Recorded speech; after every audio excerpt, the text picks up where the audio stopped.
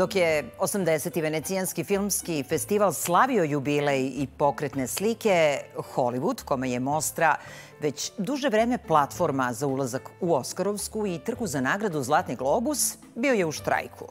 Udarnih filmova bilo je za predstojeću sezonu, ali holivudskih zvezda, osim nekoliko ključnih igrača koji iniciraju medijsku pažnju, nije bilo na crvenom tepihu najstarijeg filmskog festivala na svetu.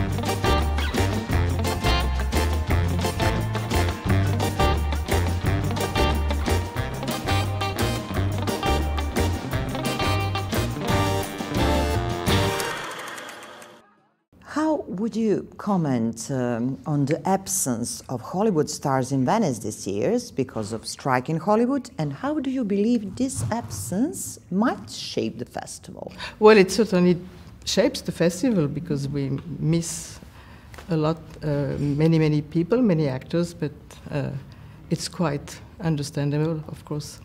And I can only hope we come to a solution very quickly, of course.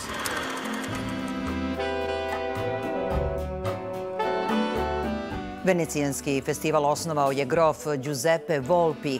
Ustoličio ga je u hotelu Excelsior na Lidu davne 1932. dodeljujući tada najboljim filmovima i glumcima nagradu nazvanu po Benitu Mussoliniju Mussolinijev pehar, sve do 1942. kada je nagrada promenila ime.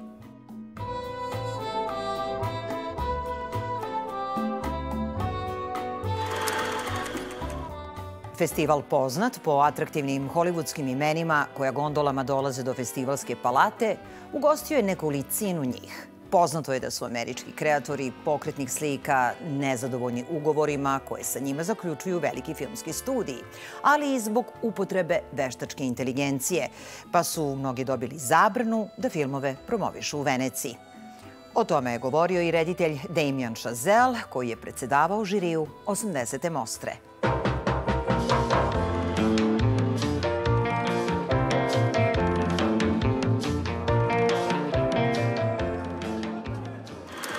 You know, there's a basic idea that each work of art has value unto itself, that it's not just a piece of content, which is sort of Hollywood's favorite word right now, to be put into a pipeline. And that idea, that's very basic, I think, to art and how art is made and how art can be made sustainable for the people who make it, has been eroded quite a bit over the past 10 years. So to me, I mean, there's many issues on the table with the strikes, but to me, that's the core issue. That's where the debate about residuals and things like that comes from. It really comes down to that idea of people being remunerated for each piece of art that is made, and can we find a way to maintain and get back that idea, art over content. The Gold Lion for Best Film. Poor Things by Jorgosa Lantimosa. Il vincitore va inoltre un orologio Cartier edizione speciale per l'80ª mostra internazionale.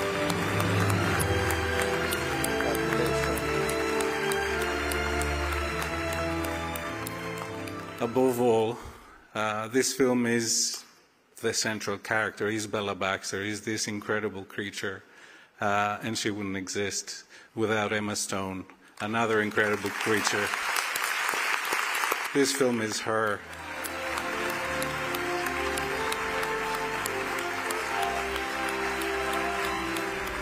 I am finding being alive fascinating. Novo viđenje priče o Frankensteinu, Jadna stvorenja, proslavljenog grčkog reditelja Jorgosa Lantimosa, pobednik je 80. filmskog festivala u Veneciji. Ipak taj film ostao je u senci angažovanih ostvarenja o globalnoj migrantskoj krizi i štrajka u Holivudu.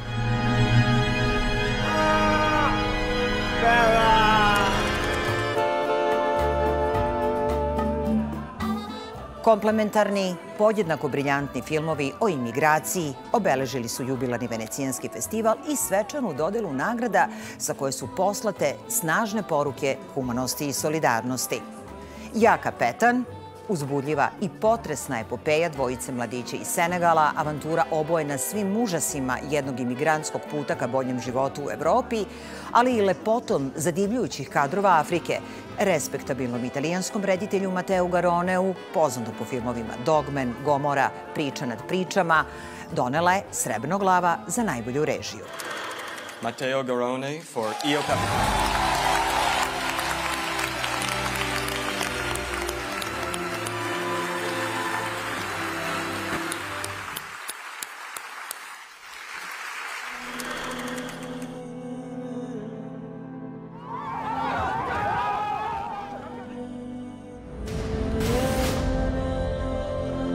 Film Ja kapetan donosi potresan, istovremeno zadivljujući prikaz migrantske krize, viđen očima odlučnog 16-godišnjeg protagoniste nevinog dečačkog pogleda, uvlačići gledaoca u mučno, srceparajuće putovanje.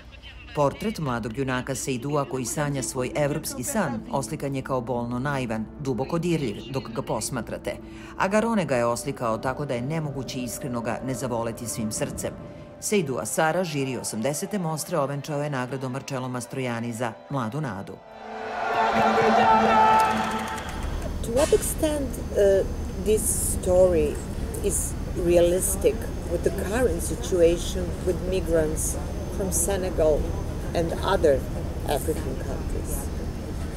Si, parce que film bi dafa génn fu mu war a génnee, tu vois, film bi dafa génn fu mu war a génnee te genre dafa nekk loo xamante ni moom moo am te boo xoolee en général immigration et clandestine bëri nañ, tu vois, dafa génn fu mu war a génne et aussi ça me fait plaisir man ma joué ko et montrer aussi li tax. xaalis bu matul de mais booy daa am benn waay bu ma jàngal li ñuy dawalee bato. Booy tu t'en rends compte li ñuy dawalee bato booy. Najznačajniji su trenuci humanosti koji su suštinski trijumf ovog filma, koji u završnici transformiše Seiduovu epopeju u putovanje istinskog heroja, kao simbola svih koji hrabro teže boljem životu. Garone je napravio katarzičan, emocionalno nabijen film posle koga dugo razmišljate o sopstvenom odnosu prema životu i onome što nam je dato, a čega nismo ni svesni.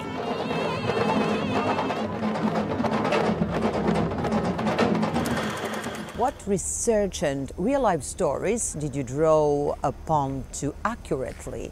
Yeah, we decide to try to tell a part of the journey that we usually don't know.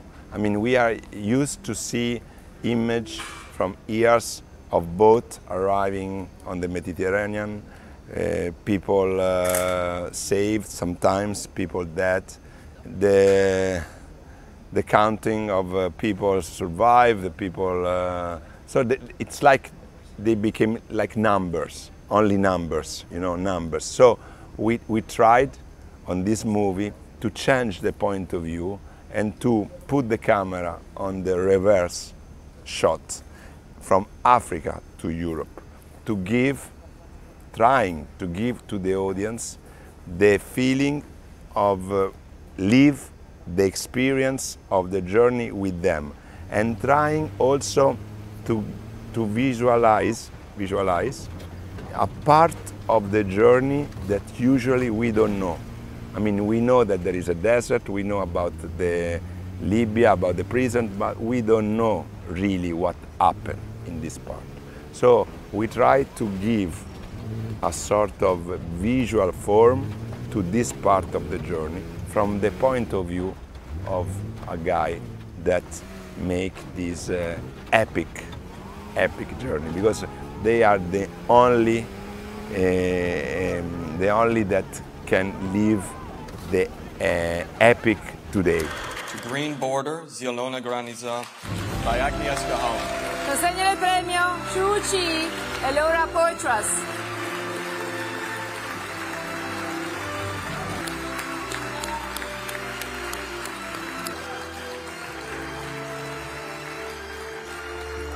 situation from my film, from our film, is going on. The people are still hiding in forest, deprived, stripped from their dignity, from their human rights, from their safety, and some of them will lose their lives here in Europe, not because we don't have the resources to help them, but because we don't want to. Przecież sami macie dzieci. Który prawdziwy ojciec wziąłby dzieciaka na taką drogę? Ključni moment 80. mostre je i zelena granica. Crno-beli, panoramski, rigidan, žestoko kritičan političko-humanistički pogled na položaj izbeglica koje pokušavaju preko Belorusije da uđu u Poljsku. U režiji poljske veteranke, inače predsjednice Evropske filmske akademije Angješke Holand. Film joj je doneo specijalnu nagradu žirija, a reč je o još jednoj, aktuelnoj, sirovoj, beskompromisnoj analizi čovečanstva, predočenoj takođe kroz emocionalno nabijeno putovanje koje oslikava evropsku izbegličku krizu. Složena priča vešto prepliće živote različitih likova uhvaćenih u zamku nemilosrdne granice. Fragmentarna narativna struktura odražava izlomljene živote junaka filma koji ima dvostruku pokretačku snagu, saosećanja i besa, a to je ono što publiku suočava sa surovim svetom današnjice, njegovom nehumanošću i ravnodušnošću. Słuchaj, to nie możesz obiecywać takich rzeczy. To jest tylko kilka kilometrów. Ręka, druga ręka. Can you tell us about the research and preparations that went into making this film? Did you encounter any surprising or challenging aspects during the process? We've been really doing very deep research, and we've been talking to hundreds of people from all sides. The activists, the local people, the refugees, the journalists who've been following some subject very deeply, and to the border guards even, which was the most difficult. And of course we cannot, they prefer to stay anonymous. And what was surprising to us, how quickly it changed to some kind of the nightmare. How quickly, you know, the civilized and human values fall apart. How quickly people accepted that it's not law there, that they are not protected at all for any kind of the constitution or international law. And so it became some kind of the no man's land when anything can happen, like, you know, far west somehow. And we've seen the worst and the best from the human side and from the Polish side as well, because we've seen the people who, because the orders and because the propaganda became cruel and inhuman, and we've seen the people who've been like traitors among the nation, who've been helping the lives, even if they took really big risks for their personal life and for their safety.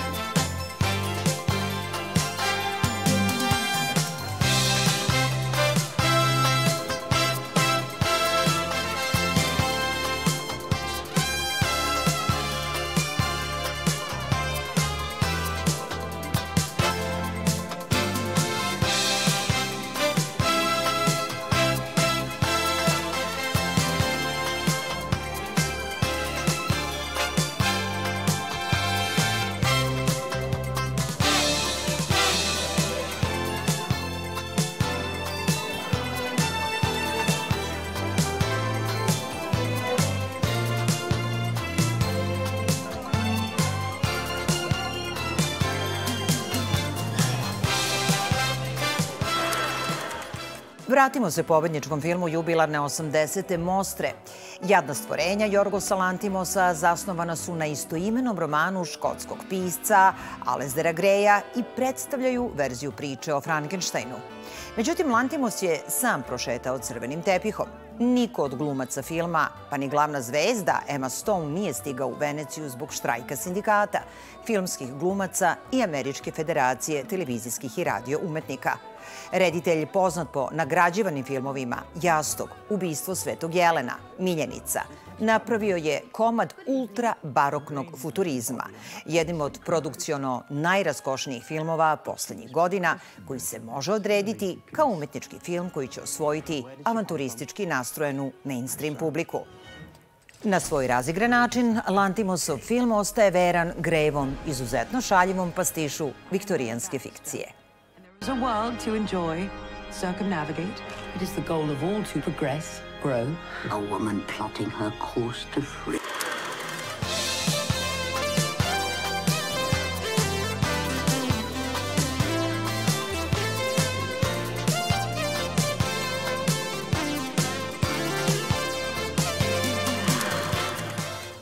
Jubilarnom 80. mostrom dominirale su i biografske priče. Od drame Maestro u režiji Bradleya Coopera, koji nije došao na svetsku premijeru Netflixovog filma o legendarnom kompozitoru Leonardu Bernsteinu, koga je lično oživeo, preko takođe Netflixove adaptacije istoimenog francuskog stripa Ubica u režiji legendarnog Davida Finchera sa Michaelom Fassbenderom. Takođe nije bio na Lidu, do Prisile, s potpisom Sofije Coppole, koja je ekranizovala memoare udovice kralja rock'n'rolla iz 1985. Elvis i ja, a koji su postali bestseller New York Timesa.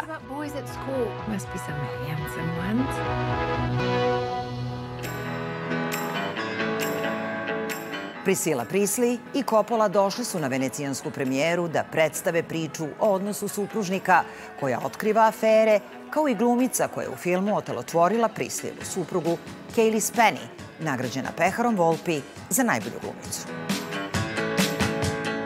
Cailee Spaeny in Priscilla. Consegna il premio Mia Hansen-Løve.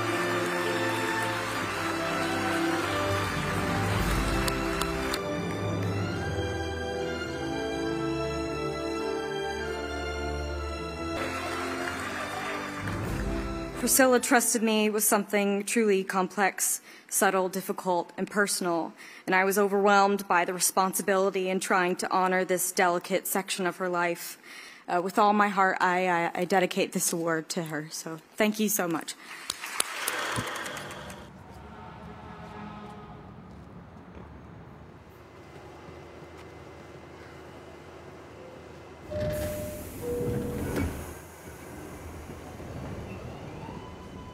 Za ulogu čoveka koji pati od demencije, Peter Sarsgaard dobio je Pehar Volpi za najbolje glumca. Sumorna drama o ljudima koji propadaju kroz pukotine društva u režiji meksičkog reditelja Michela Franka, Sećanje, jedan je od retkih filmova 80. mostre, čije su zvezde uz dozvolu sindikata u štrajku promovisale film na Lidu.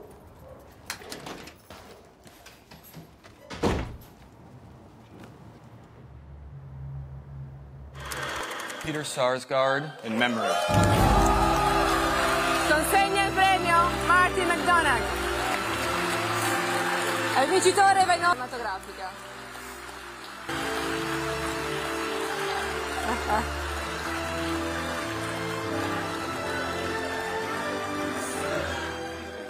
So all of the issues regarding fair pay are important, but the issue that's really struck a chord with me is AI, artificial intelligence. And it's hard to prioritize it as it really does seem the stuff of science fiction. But I think we could all really agree that an actor is a person and that a writer is a person, but it seems that we can't. And that's terrifying because this work we do is about connection.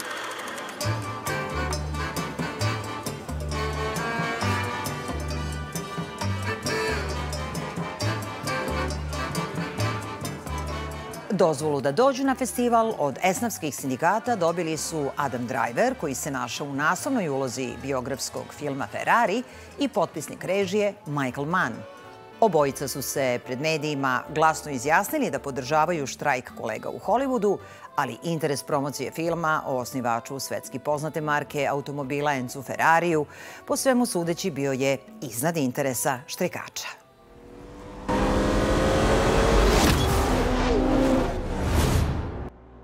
Živahna boja, poznata kao trkačka crvena, jeste životna snaga dinamičnog prikaza vremena kada je italijanski proizvođač automobila visio o tankoj finansijskoj niti, a osnivač Enzo Ferrari bio primoran da se suoči sa paralelnim životima koje je vodio, sa suprugom i ljubavnicom.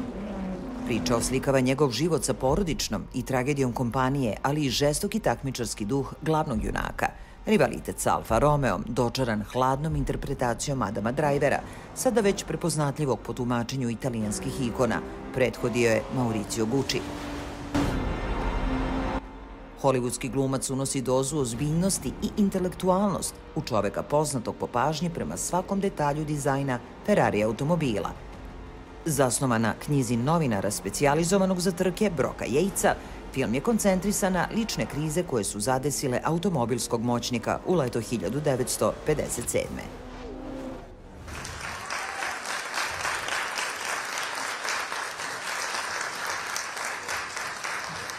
I read the script and the character was very much what he described.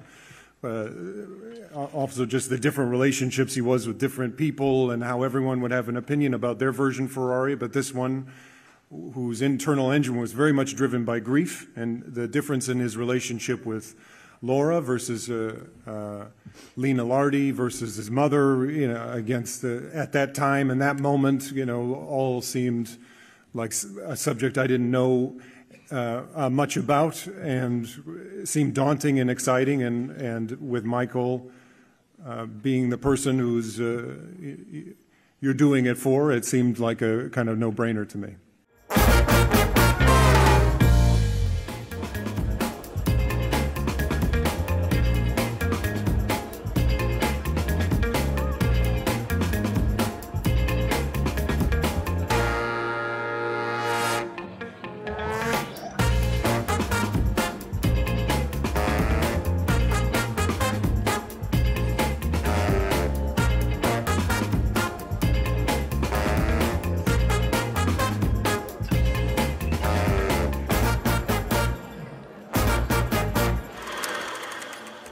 U zvezdanoj selekciji kojom je Mostra proslavila 80. rođendan našli su se novi filmovi kontroverznih velikana filmske režije koji su bili umešani u mitu skandale Romana Polanskog i Woodya Allena, koje je, nakon što ih je Kan odbio, Venecija oberučke prihvatila. Uprkos glasnim osudama zbog uključivanja kontroverznih autora u program festivala, prvi čovek Mostre, Alberto Barbera, rekao je da ne vidi problem.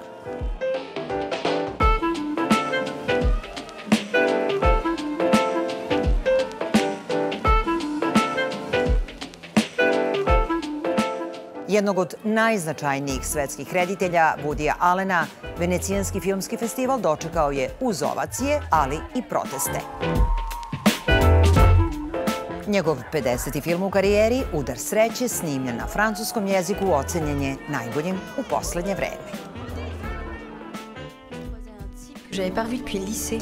Genre, il Impact, tu m'as reconnu. Je t'aurais reconnu n'importe où. J'étais fou de toi à l'époque. C'est incroyable de tomber sur toi. S'il m'avait dit que je lui plaisais, qu'est-ce qui se serait passé?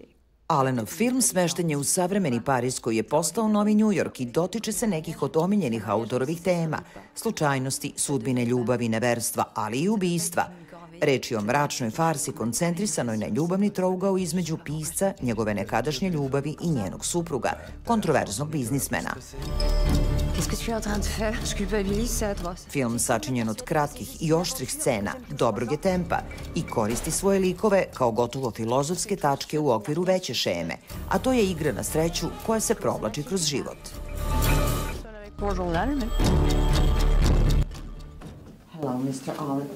It's my tremendous pleasure to have an opportunity to talk to you today. Just speak loudly because I have hearing aid. Oh, I will. It's not a problem for me. Great, My voice okay. is Mr. Allen, your works are commonly linked to New York, but it seems Paris holds a dear spot in your heart. However, Coup de Chance was filming entirely in French. Was it a different experience for you? Not very different. It was a very pleasant experience, but filmmaking universally is basically the same thing. If I'd get on the set and I would direct the actors, they mostly spoke English. and I don't have to talk to them very much because they're all very good. They understand the script. They know how to do it. So I didn't have to direct in French. I know a few French words, and I could have made my thoughts clear in French, but I never had to because everywhere I go, they speak English. So it was pretty much like making a film in the United States. Same problems, same obstacles, same creative decisions. You have explored a wide range of genres and themes in your remarkable career. What continues to inspire you to create new works in the world of cinema? Well, this was my 50th film. I started in 1965, I think. And that's what I did. I made films. I had ideas that I thought were either comic or funny or romantic or sinister, and I every year or so I'd make a film because I didn't know what else to do. I had ideas and I wrote them, and people were willing to finance them, so we made them into movies. And there were enough people that liked them over the years so I could continue. And it just was a way of life. It was a job for me, not a tedious job, not a job in the sense of working in a factory or an assembly line. It was what I did for a living, and I did it year after year. And I had many ideas, and and I enjoy working, and I had a system that was conducive to productivity. I had the same people around me, the same producers, the same camera people, everything was the same. So it was pretty easy. When I finished the script, I didn't have to go to lunch with people and beg them to do it. I didn't have to have a lot of meetings and talk and wait. The script was the minute I was finished with it, I handed it in. We went right into production. I never did a script before I had the money to make the film. Over the years, you have had your share of critical acclaim and controversy. How do you navigate the complexities of public perception while staying true to your artistic vision? You have to keep your nose to the grindstone. Don't look up. Don't read about yourself. Don't read or believe it when they tell you you're brilliant. Don't get depressed if they tell you you're terrible. You shouldn't know about that. Just you make the movie. The movie's finished. You do what else you do in your life. You enjoy it. You go to movies. You watch sporting events. You play with the children and play jazz music, then make another film. But don't look at how much money the film makes. Don't look at what the critics say about it. Don't believe what your friends tell you about it, that it's so good. Don't, forget about it. Just work. And that way, you're never in any controversy. You're never in any critical ambivalence, or it's great. If you just keep working, and you get the enjoyment out of the work itself, and then you put the movie out, and you don't sit back and watch and think, oh, what does this person say about it, or how many people are coming to see it, or all that's not in your control. You can't do anything about that. So it's best to not deal with it at all and just make the movie and go on. Now, not everybody agrees with me on that. There are people that enjoy reading about their films. They enjoy engaging with criticism and feel they can learn from it. They enjoy hearing that many people are seeing their movie, and it gives them a sense of completion, of accomplishment. I don't feel that way. For me, the sense of accomplishment is personal. If I have an idea, and I think it's a great idea, and I always think it's a great idea, and then I do it, then I look at the film and I say, did I execute that idea? Almost always the answer is no. But sometimes the answer is yes, and I get a good feeling about that. And if the answer is no, I feel, well, I didn't do as good a job as I should have done. But I don't think about it. I move on to the next film. Of course. Many of your films feature complex characters and explore themes like love, relationships, and morality. Can you share how your personal experience and worldview have influenced your storytelling? Well, I've had a very happy life. I came from 2 loving parents, and all the women I've been involved with were very nice women, and I learned a lot from them. They made big contributions to me. I've been married 3 times. I have a wonderful wife. We've been married next month, or a few months from now, for 25 years.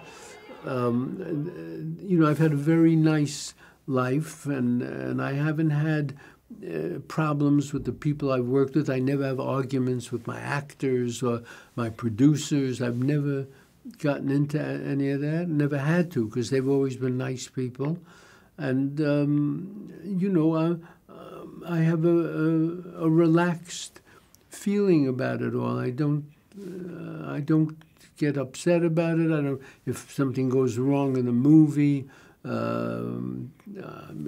you know, it doesn't bother me. If something is happening in my life that's unpleasant, you know, that's what life is. Life is some pleasant things, some unpleasant things, and it's not always one thing all the time. And so you deal with it. You know, my life itself, I've been lucky. My health has been good. I haven't had to, you know, in a few months I'll be 88. I've never been in a hospital. You know, so I have a generally sanguine view of life, and I work. Mr. Allen, it was a tremendous pleasure to talk to you. Thank you for this interview.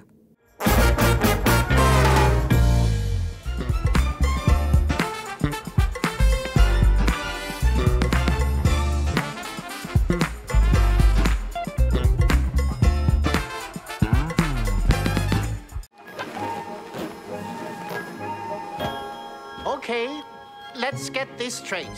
I don't want to hear another word of this Y2K nonsense. Phone's going down. Trominutne ovacije publike nasuprot lošim kritikama, Roman Polanski dobio je za Palatu, hotelsku komediju koju je kreirao uz još jednog evropskog giganta. Nakon više od 6 decenija od kako su kontroverzni reditelj i Ježi Skolimovski kreirali psihološki triler Nož u vodi, opet su udružili snage i napravili farsu bez preterane radosti, crpeći inspiraciju iz sopstvenih boravaka u mondenskom alpskom skrovištu u Gštatu, gde se okuplja evropski jet set. Are you out of your mind? Can you see me sleeping here in this fucking broom closet? Or can you see me trying to take a piss in this dollhouse toilet of yours? Priča fokusirana na raskošni doček nove 2000-te uz tone kavijara i hektolitre šampanjca i uz mnoštvo stereotipa prati ultra bogate razmažene goste koji stižu u hotel, a od kojih je većina u paranoji od milenijumske bube koja bi mogla da najavi smak sveta. I want you to listen. I want you to listen carefully.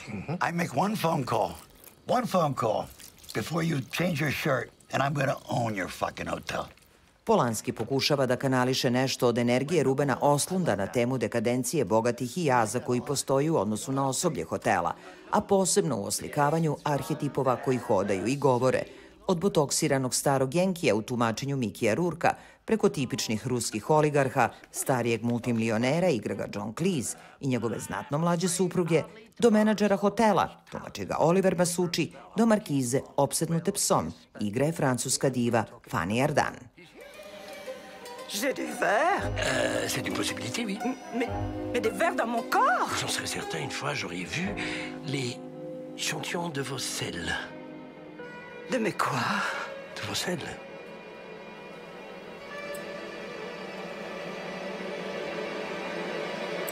What was it like collaborating with Roman Polanski? Can you tell us about the unique experience of working with such an iconic filmmaker?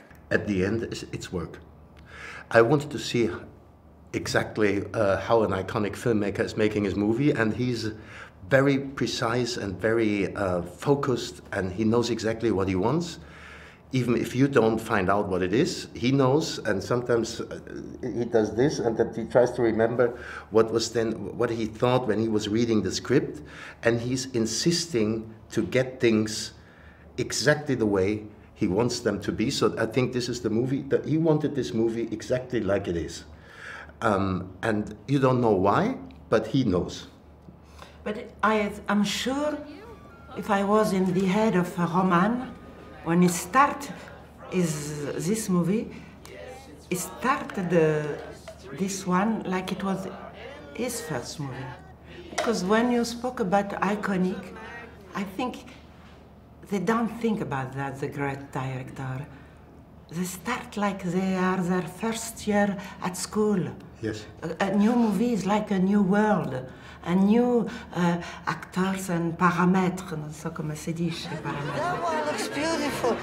I want that one, please. Yes, good eyes. Yes. Do you like this? Bollinger 1938. 1938. Our only bottle. Bravo! Bravo!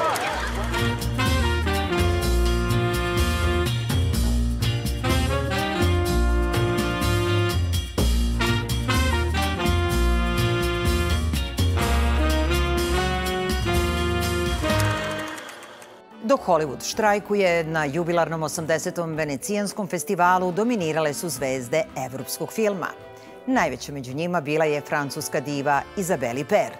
Neumorna je i nakon 5 decenija bogate, inspirativne karijere koja pokriva širok spektar žanrova, od drama, trilera do komedija.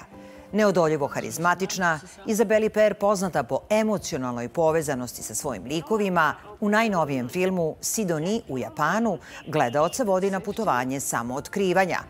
Muza velikih reditelja, Šabrola, Hanekea, Verhovena i našeg Aleksandra Saše Petrovića od uvek je težila da radi sa rediteljkama.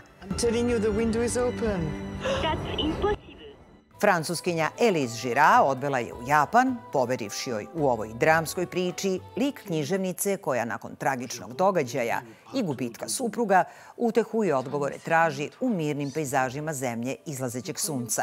Tu se i suočava sa duhovima prošlosti.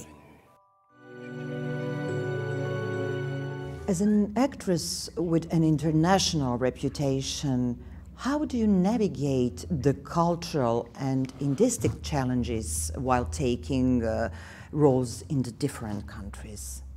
Well, it's precisely what the film is about also. There is a comic aspect to the film dealing with these cultural differences and the way she has to adjust to in a very subtle way, because it's never contempting or never embarrassing, but it just underlines these little differences that make you, that gives the charm to the discovery of a new country. And that's very present in the film, because it's really a foreigner in Japan with very strong traditions, very different ways of behaving, and of course it creates some kind of funny situations sometimes.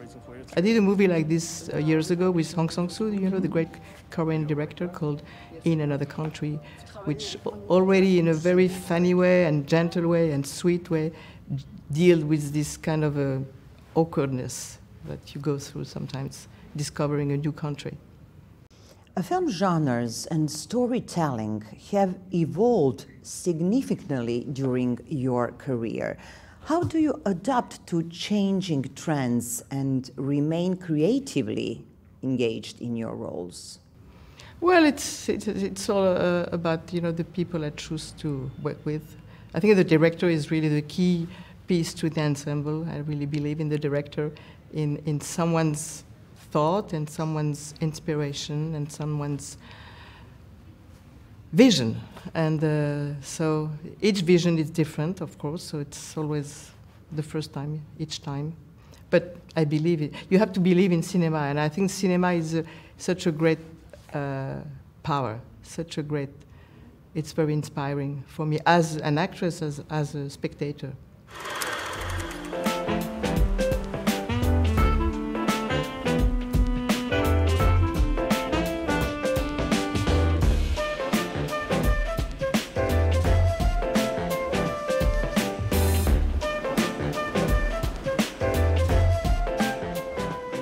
80. izdanje Venecijanskog filmskog festivala bilo je jedno od najraznovrsnijih u poslednjih nekoliko godina, sa paketom filmova spremnih za bioskope, kao i predstojeće filmske nagrade od Zlatnog globusa do Oskara. Štrajk glumaca i scenarista u Holivudu koji su pretili da potope i festival i venecijanski Lido bio je glavna tema. To jeste uzdrmalo festival, ali do potopa nije došlo. Ipak, 80. izdanje najstarijeg filmskog festivala na svetu bilo je daleko od očekivanog jubilarnog sjaja.